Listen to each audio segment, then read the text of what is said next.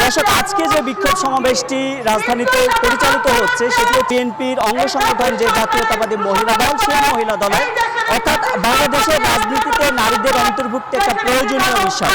সেই প্রয়োজনের তাগিদে জাতীয়তাবাদী মহিলা দল নামে একটি সংগঠন বিএনপিরও আছে এবং সেই নারীরা রাজনীতিতে সক্রিয়।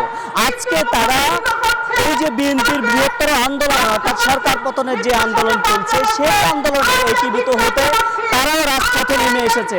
নয়াপল্টনের রাস্তা জায়গা নেই, তিল ধারণের সমস্ত নারীরা রাস্তায় নেমে এসেছে।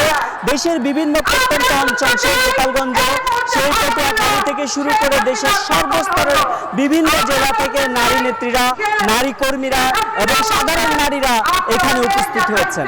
আসলে নারীরা আমাদের মা, আমাদেরকে জানিয়েছে তারা ভোটাধিকার প্রয়োগ করতে পারেনি। গত এক দশক ধরে, 1.5 দশক ধরে দেশের মানুষ ভোট দিতে পারছে না, তারাও ভোট দিতে পারেনি।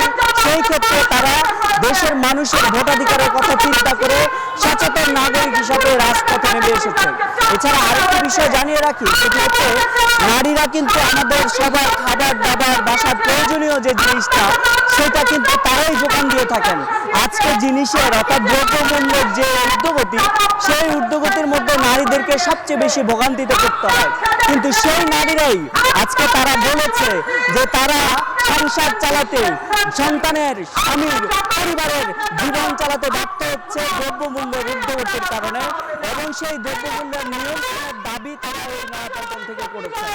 নয়াপল্টনে আজকে যে বিপুল সংখ্যক নারীর যে সমাবেশ, সেই সমাবেশ থেকে তারা আরো বার্তা দিয়েছেন যে প্রধানমন্ত্রী হিসেবে যিনি আছেন তিনিও একজন নারী।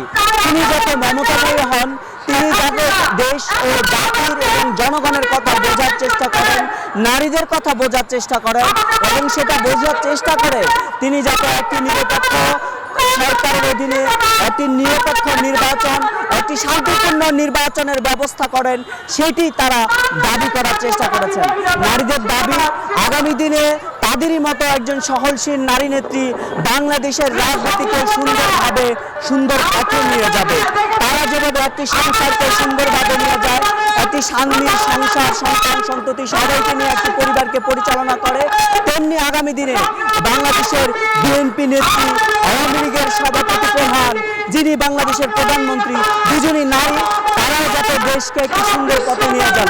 তারা পাশাপাশি তাদের নেত্রী বেগম খালেদা জিয়ার মুক্তি দাবি করেছেন, বেগম খালেদা জিয়া বিদেশে চিকিৎসার দাবি করেছেন।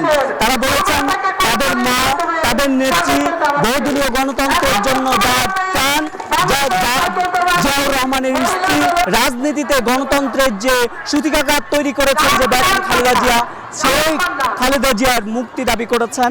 এবং পাশাপাশি তারা বলার চেষ্টা করেছেন বাংলাদেশে আওয়ামী লীগের প্রধান নারী, সেই নারী প্রধানমন্ত্রী যাতে নারীদের কথা বিবেচনায় রেখে তিনি যাতে আগামী দিনে একটি সুন্দর শান্তিপূর্ণ নির্বাচন দেন, এবং নারীরা যাতে তাদের সন্তান সন্ততির প্রোটিনের যোগান দিতে পারেন, বাজার খরচ ঠিকমতো করতে পারেন, তাদের যাতে সহনশীল দ্রব্যমূল্যের মাত্রা থাকে এবং দ্রব্যমূল্য যাতে ঠিকমতো তারা কিনতে পারেন। তাদের রাষ্ট্রীয়ভাবে যে সহিংসতা হচ্ছে, খালেদা জিয়া যে রাজনৈতিকভাবে বিভিন্ন ধরনের সমস্যার সম্মুখীন হচ্ছেন, খালেদা জিয়ার চিকিৎসা বঞ্চিত হচ্ছেন, অধিকার বঞ্চিত হচ্ছেন, সেই অধিকার যাতে ফিরিয়ে দেয়, এটি আসলে আজকে আমাদের এখানে মা বোন সমতুল্য এই নারীরা দাবি করেছেন। তো এই ছিল আসলে নয়াপল্টন থেকে বিএনপির সর্বশেষ অবস্থা জাতীয়তাবাদী মহিলা দলের।